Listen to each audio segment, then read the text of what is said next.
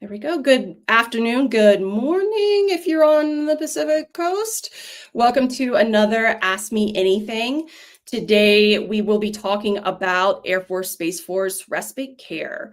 And as always, this is not a DoD program. We are a separate 501c3. We serve military families with information that they need to know and also what we're still learning. Today we are thankfully joined by Austin Carrick. She is the founder and CEO of Exceptional Families of the Military. Austin, do you want to talk about your organization for a minute? Sure. So thank you for having me on today. I'm really excited to partner with you on respite care because you guys are such a big backbone of the child care community. We are a nonprofit, a 501c3 that serves military families enrolled in the Exceptional Family Member Program or for the Coast Guard, the Special Needs Program. Our entire staff is an all-volunteer staff, so everybody in our staff is not paid, and right now, every staff member also has a loved one enrolled in EFMP or they're enrolled in EFMP themselves. So we are coming at this from a place of understanding and living this road right along with you. We do three main things. We offer support to families. Sometimes that's peer-to-peer support. We serve 15,000 families across our peer-to-peer support groups. We do one-on-one support when peer-to-peer support's just not right. We all know those spouse groups where we get really bad information. We try to make sure that doesn't happen on the EFMP end. We take what we hear from families every year in our support programming, and we do an annual survey. We take the data from the survey and the stories from our families, and then we work on legislative policy and government reform. So much like you're working on respite care now, I'm sure we're going to be working on respite care in the future based off of all the stories families are sharing. And you are solo parenting right now, right, Austin? I am. So everybody, if I jump up and I run away, I am really sorry. My spouse is not home and I am home with the little one who's demanding lots of attention. And that phone call you all just probably heard is because I don't have any heat either. So I may pop on and off. I'm really sorry. I'm still here. I'm listening. I'll get all of the questions. And if you can just bear with me, this is normal EFMP life, as I'm sure many of you understand. Yes, absolutely. And I really appreciate Austin being here with us today. As she mentioned, they are another organization that really does meet families where they're at. They are down there on the grassroots level, boots on the ground, speaking to families every day, raising their stories, and really trying to help them navigate these programs that we found to be really difficult to understand when you're a family, especially if you're a family who has to focus on keeping your children alive and thriving. You don't really have the bandwidth to dive into things like this. So I'm really grateful for her organization, all of her volunteers, and really the work that we're doing. So Austin, if you wouldn't mind, can you tell us a little bit about what is respite care? So respite care is provided to families so that they can get a break. And before you all attack me, I know there are problems. We're going to go over that, but respite care is supposed to be there to provide care for families so that they can have a break from the demands of caring for their loved one that's an EFMP. It's supposed to be free for families so that you can have a few minutes, a few hours to yourself. I know a lot of you don't use it for downtime. You use it because you have to be pragmatic, but the purpose is really so that you can have some time to refresh, have a bath. I know none of us do it, but that's what they tell us every time they tell us about it.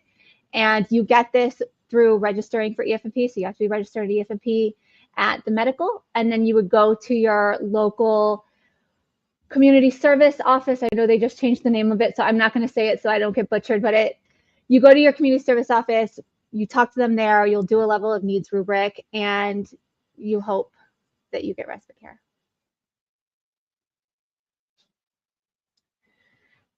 And we're talking about this because we're hearing a lot of people with a lot of concerns across all the branches. Today, we're obviously here for the Space Force and the Air Force.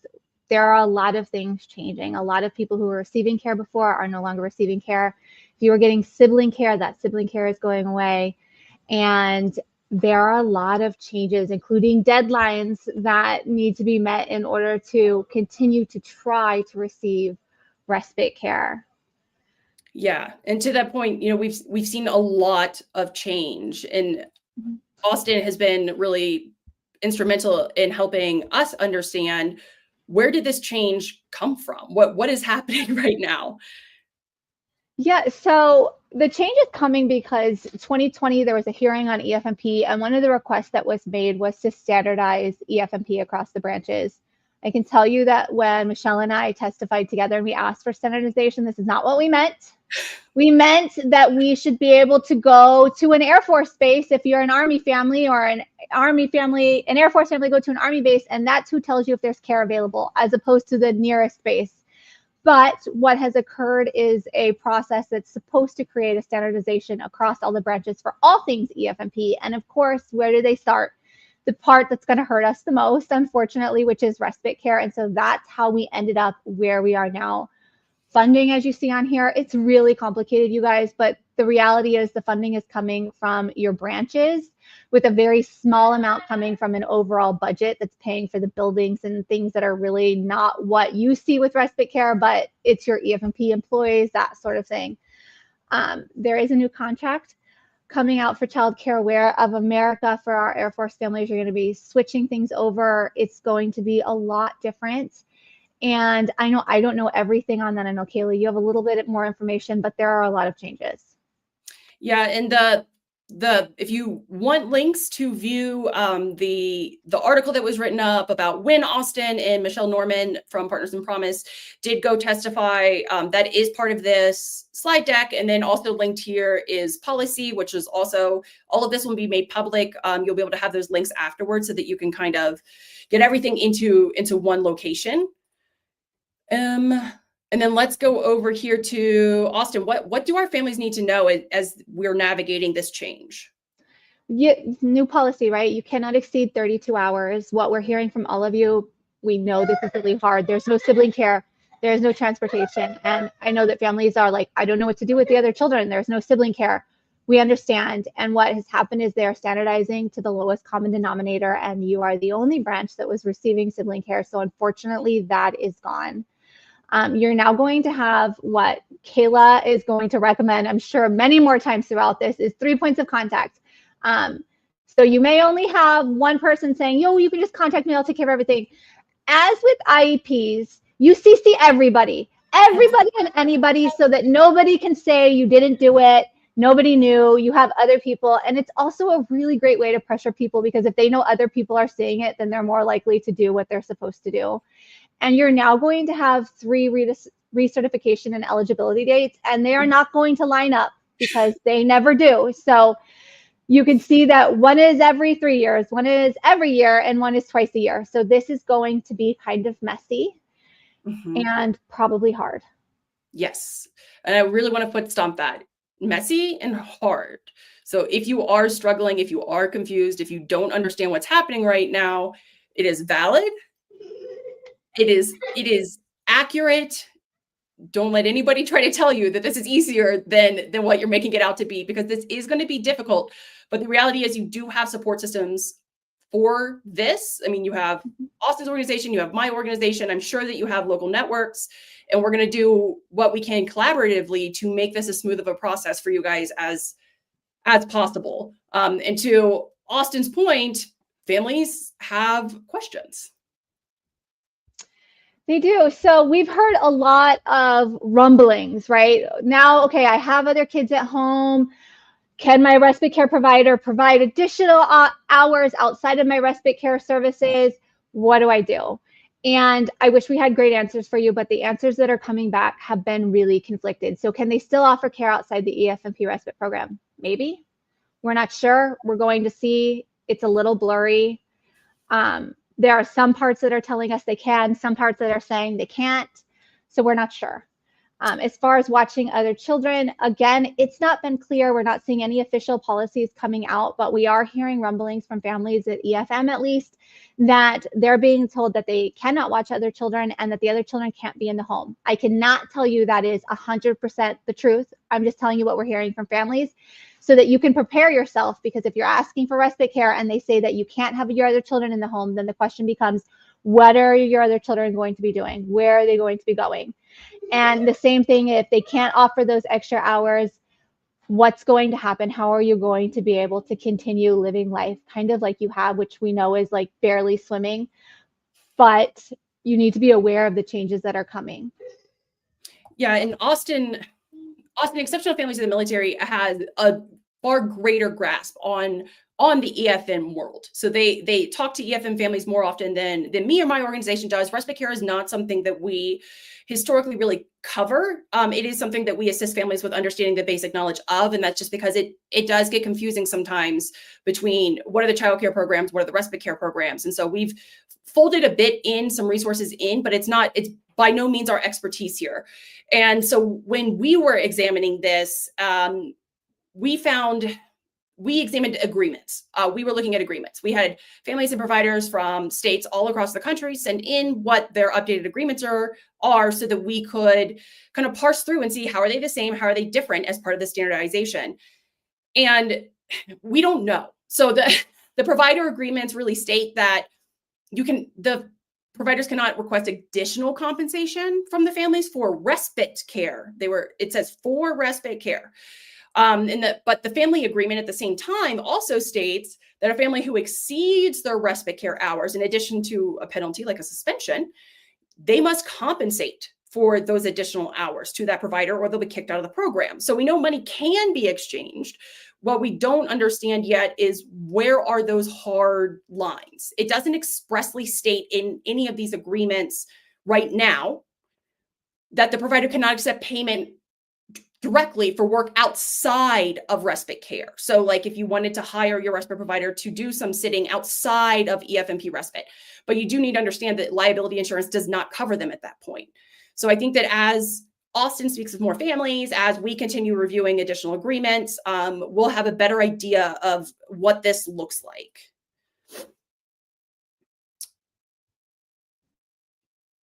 And so, are you taking this one or am I taking this one? Yeah, I can. I just couldn't find mute on my unmute, you guys. I'm sorry. So what do you have to do? I think the most important thing probably of everything we share with you today is this slide, because your deadline is January 31st to get your application in, if you're a family, if you're a provider, to make sure that you're approved when all of this goes into place. So you don't have a lot of time. We know the inauguration's on Monday. That's the 20th. You literally have 11 days from Monday to get this taken care of and turned in. So please, please, please put it on your priority list. We know that you're already drowning in all of the paperwork for all of the doctors and all of the schools and all of the things, but if you don't get it in time, then you are not necessarily going to have approval on time on the other side. You'll see that there's another deadline. Remember, there's all these deadlines and then all these recertification periods after the deadlines. Existing and new family provider documents have to be submitted and processed from February 1st to the 30th, and then the 15th of February to the 25th of February, families and providers should get your certificates that everything is submitted and we've got it. So what do you do if you don't receive it? That's a hard question. I know that's the number one question we're going to get, but what happens when the 31st comes around? Yes. And that is where our process as an organization has been very successful. That's where this accountability piece comes in. And that's why we say you keep everyone at that table, everyone on those email threads. If you currently have a provider, and I'll kind of dig into what the provider side looks like right now. So if you are able to maintain eligibility through this process, you are the one who's going to have to create the accountability. You are going to have to do the follow-ups. You are more than welcome to, for the sake of this process, we will be taking people in through case management to help them track their case, help them find those points of contact if they are getting stuck. But you have to create the accountability and transparency on your side and keeping everyone on these email chains. When you send in the documents, when you send in the follow-up questions, keeping your provider with you. And we'll kind of dive into that a little bit as well.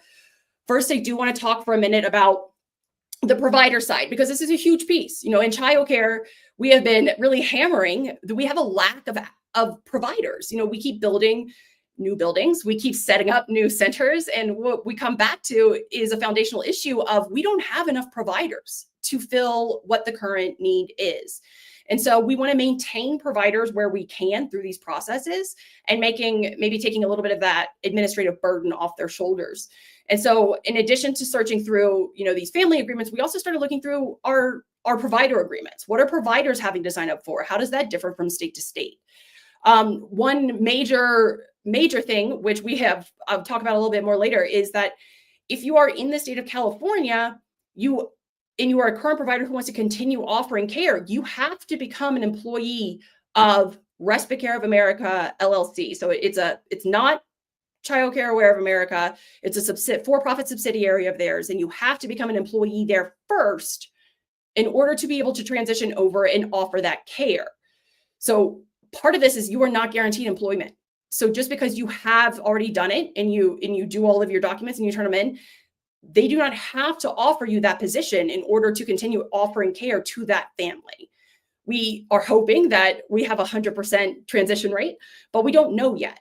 So you will be applying for employment there. In every other state, it does not seem like you will be doing that. It seems like instead you'll be working with a local partner agency who will likely have their own requirements, restrictions that providers have to agree to under this contract. So it's still all under Child Care Aware being that administrator. But in California, you're also then answering to Respite Care of America. And in every other state, you're going to be operating with everyone above and a local partner agency. The request for the security check and the documents, we're going to go over in just a minute. This piece is likely going to take you some time, and you guys have the same exact deadline that the families do. So the 31st, if you want to be able to maintain that transition of care. And as we've already said, no sibling care. We were getting quotes, stories from providers and families into our inbox, and this is the piece that is really driving a lot of the providers to say, I don't know if I even want to do this anymore. You know, it used to be that they could be covered for the FM, but also the sibling.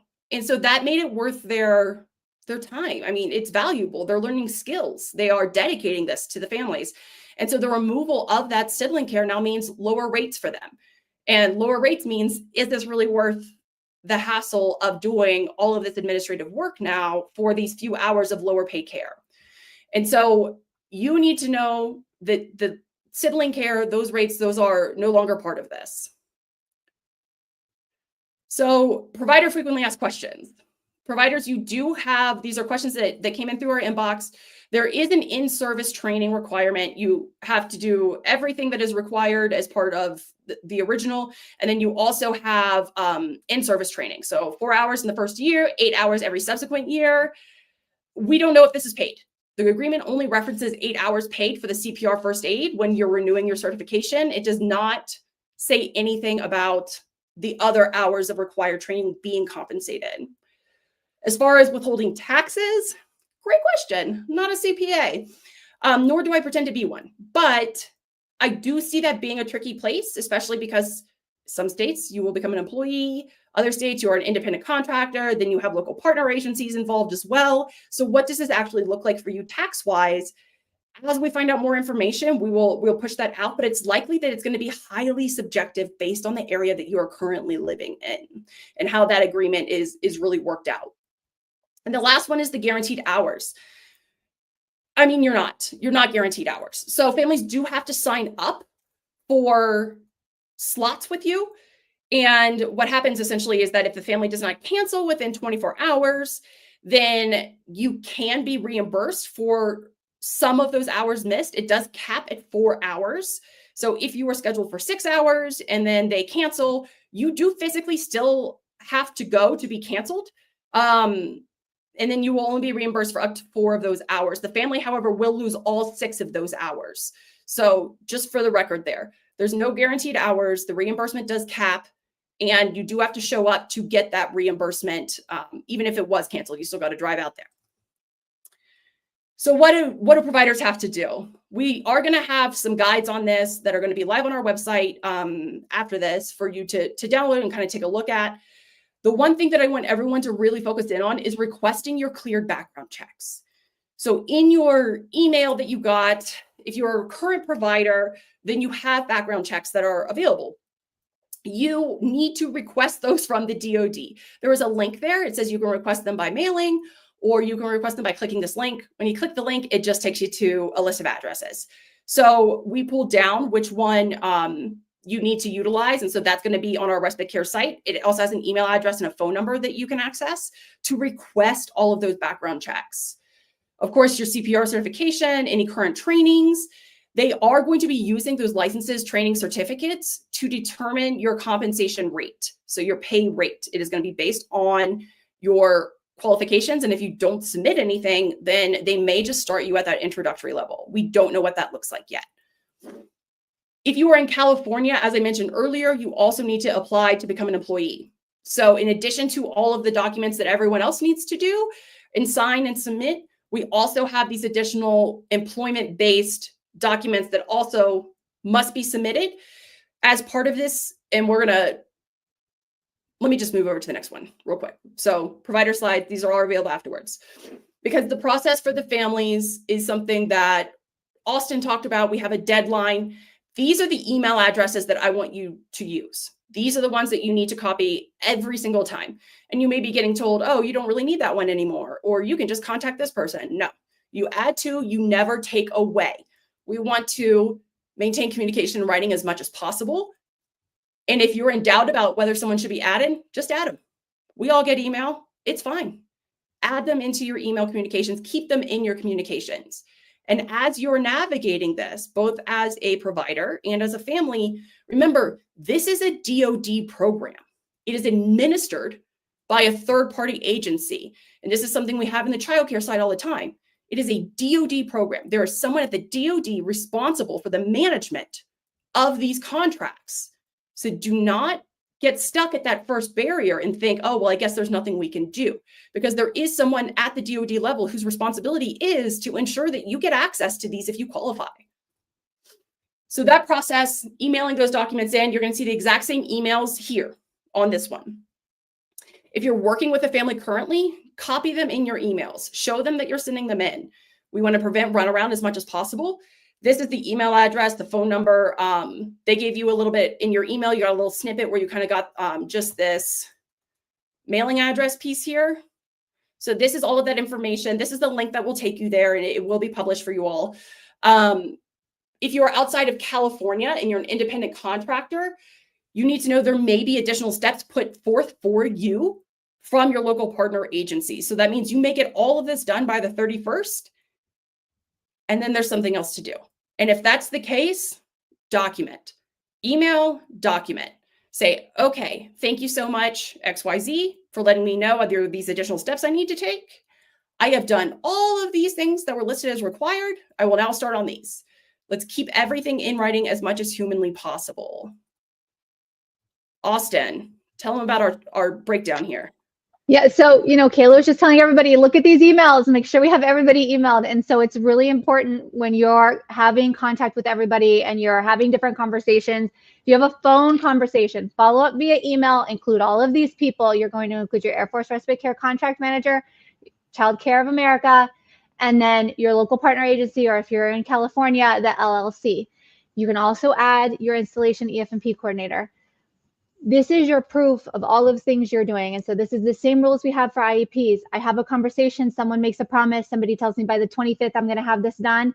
I follow up via email and say, our conversation today, thank you so much for taking the time to speak with me. This is my understanding of our conversation, because unless they respond to you, I didn't say that. That is your proof that the conversation happened. And that is just going to be one more thing added to, your stack of paperwork for your application and your ongoing recertifications. Yeah, absolutely. So this is, so these were questions that I did submit as part of this a couple of weeks ago. I did get a response recently that just said, because the transition has not actually happened to Child Care of America yet, all of these questions need to go to the branches instead of to them directly. So if you are a family, one of the questions that we had was, since a respite provider can be a home provider, including a child care center or a family child care home, will the respite provider only care for the respite child at that time due to the issues of non-EF&P children being watched? So part of this is that you can put your respite child into an FCC or a center, but do the same limitations then apply where no other children can be cared for at that moment if it's if it's under the EF&P program? We don't have that answer. We do not have an answer on whether or not their providers in other states outside of California will also need to become employees of Respite Care LLC. I don't think so from what I'm seeing, but we don't know. I can't say that for certainty in all 50 states. And on the provider side, it was just a strangely worded question on the agreements that the providers have to sign. Have you ever been employed in any facility, Child Care of America? I don't know if it's, by Child Care of America in any facility, or maybe Child Care of America owns facilities. I don't actually know what that means yet. But that is a question that's on there. So just something to be cognizant of. And then I want to take a minute here to see if there were any questions that came in from any platform. If you have questions, please feel free to drop them in the chat. I know this is a lot of information. Okay, I don't see any right now, so we'll just wrap into our final thoughts. Of course, if there are questions that come in, you have questions afterwards, these are our contacts. You can also, email them if you don't want to be public. So if you don't want to post it on Facebook, that's fine.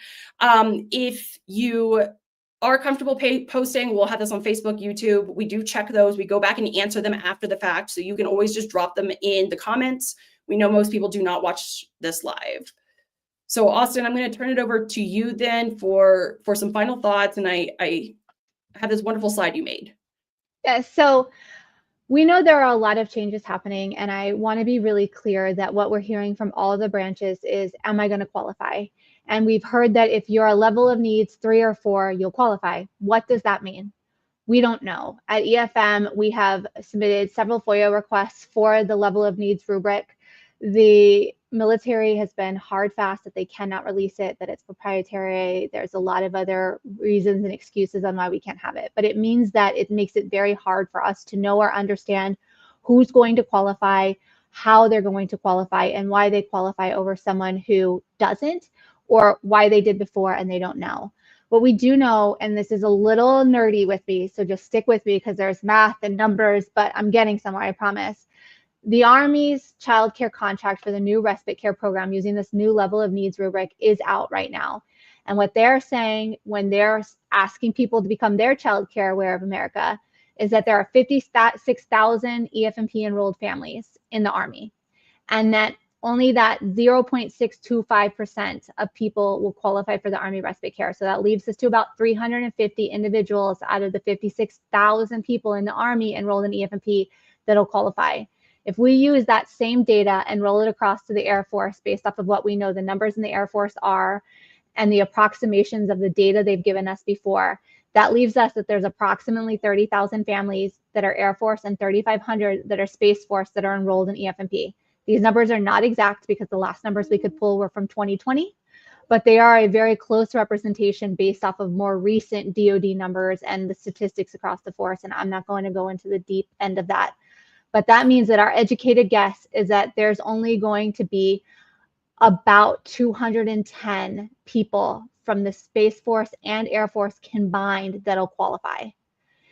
That does not leave many families seeking respite care. So while you're doing these applications, it's really, really important for your family's sake that you're also trying to find any other community resource that you can. We want you to also look at TRICARE Echo Respite. It is not as many hours.